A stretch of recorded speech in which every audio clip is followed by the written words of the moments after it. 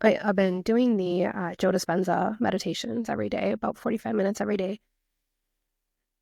And yesterday I was just so stressed out. I think it's a combination of the holidays and work's just been super busy and, old stuff.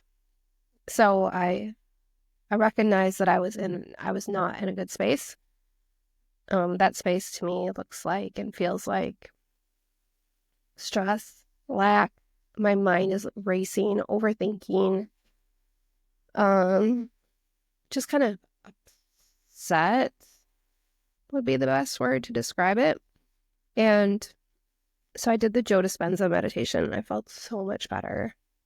And I got into that heart space and that space of just realizing that I'm so much bigger than what I think. And I'm so much more powerful than what I think. And the same for you. You're way more vast and amazing than you think. When I take that into my photography business and I'm working one-on-one with women especially, and I think this is where it's all started from and why sometimes I just feel like giving up the photography business completely because it's so hard to take somebody's photo and see beauty and they just don't see beauty. They see the lines, they see the wrinkles, they see all the stuff, and to hold space for somebody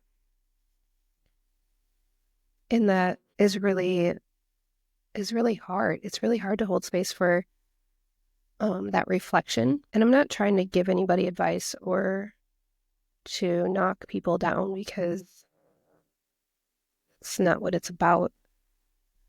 And I'm saying this for myself too, because of the overthinking that I've been doing lately. When I catch myself in that overthinking space or that negative space, it's like and it's only been a day, so I don't know how long it'll actually last, but it's like, wait, who am I talking to right now? Who's talking to me?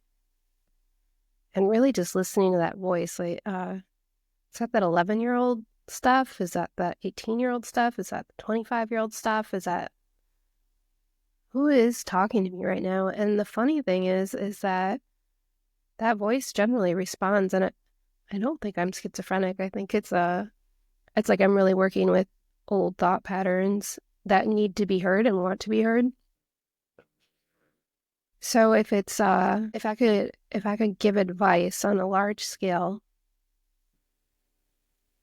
when you catch yourself looking in the mirror and you don't like who you see, or you see something that you don't like about yourself, for instance, oh, these jeans barely fit me, I need to lose weight. Oh, look at my belly. Oh, look at these lines. Because I do that. Just ask yourself, who is that that's talking to me like that right now? Is that the 21-year-old that never thought she'd be 40? Well, fuck that. Like, you're 40, you're 50, you're 60. You're way more advanced and more beautiful and more courageous than you were at 21. You're not supposed to look like you were 21. I know that's what marketing wants us to think and see. But when we can truly look at our reflection, and it takes time, but when we can truly look at our reflection and see that it's not the body that's being reflected back to us, but it's just a vessel that given us the opportunity to become so much more than we ever could have imagined, and just appreciate the journey that we've been on. It really helps quiet those thoughts in that mind. And so when I've been working with my clients, I don't know how to get them to see that. So if anybody has any advice, maybe other photographers that have kind of cracked this code, it's not just a photo, it's not just a headshot, it's a reflection of who you are in that moment. And the reflection of who you are is amazing. It's beautiful. It's bigger, wiser, more love than you'll ever know. And we can tie that back to the Joe Dispenza stuff that I've been working on and realize that for me, when those voices come up, it's just undoing those patterns. And I will admit, it's kind of exhausting. I don't think I slept much last night because I think the more that I'm in tune with those thoughts, the more I'm like, oh, it'll wake me up. It'll be like, what the hell was I just thinking about? Like, why am I even thinking about that? Who is that in there?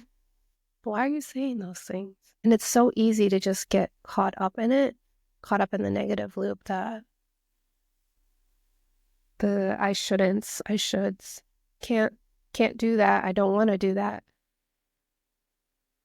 And here's the thing, if you don't want to do something, just don't do it. But make sure it's from the point of view of you as yourself now and not something that triggered you when you were 8. Because we are literally walking around being triggered by stuff that happened to us when we were 8. And I guess